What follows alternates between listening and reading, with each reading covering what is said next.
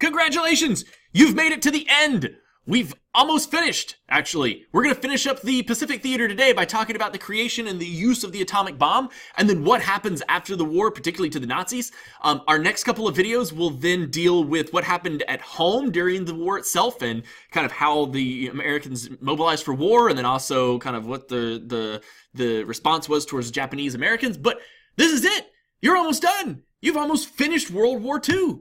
So let's talk about the atomic bomb and how it was created and why it was used.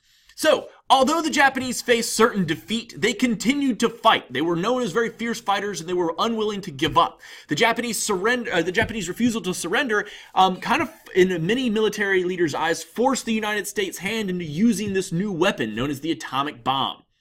Now, in 1939, Albert Einstein, who was actually a German scientist but was Jewish and had fled Nazi Germany, wrote to President Roosevelt that the Nazis were trying to use the energy of an atom to build an extremely powerful bomb.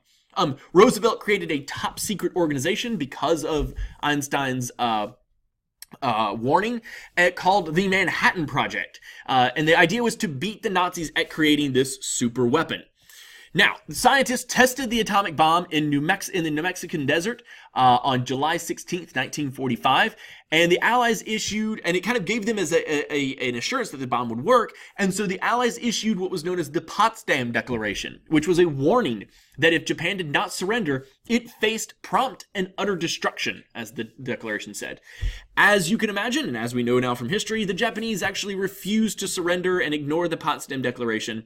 And so on August 6, 1945, an American B-29 bomber called the Enola Gay dropped an atomic bomb on Hiroshima. That's the picture of it and its flight crew right here below us. 3 days later, a second bomb was dropped on the city of Nagasaki. The bomb in Hiroshima killed around 70,000 people. We're not totally sure on the numbers, but that's kind of the rough estimate we have. There was about 40,000 who were killed in Nagasaki, and thousands more were found dead from the bomb's radiation. Now, on August 15th, 1945, Japan actually surrenders.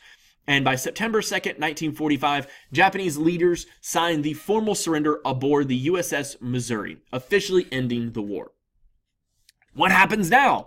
The war's over. We've completely annihilated the Axis powers.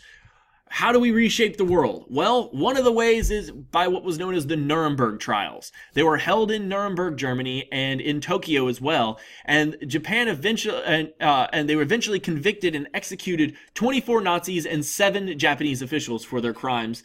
And hundreds more Nazis and Japanese military members were sentenced to lengthy prison stays. Those that were not captured by and convicted in the Nuremberg trial, for a lot of the Nazis, they escaped to Argentina and South America, only to be captured years later by the state of Israel in their hunt for the Nazis, or by the other Allied countries. And World War II became known as the most destructive conflict in human history. More than 40 million people died, and more than half of those were citizens. America, for its part, lost 320,000 people, and 800,000 of those were injured. And the Soviet Union, for its part, also lost nearly 20 million people. It became an incredibly destructive war, one that we hope we'll never see the likes of again. This is a really short video, so maybe watch it again. Make sure you have all of the notes and information that you need.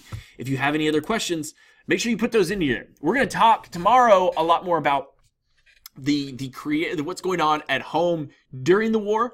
We're also going to talk about in class the creation of the bomb, the usage of the bomb. You'll see some videos of kind of the fallout and the destruction of it. But until then, have a great rest of your day, and I will see you all tomorrow. Bye, everybody.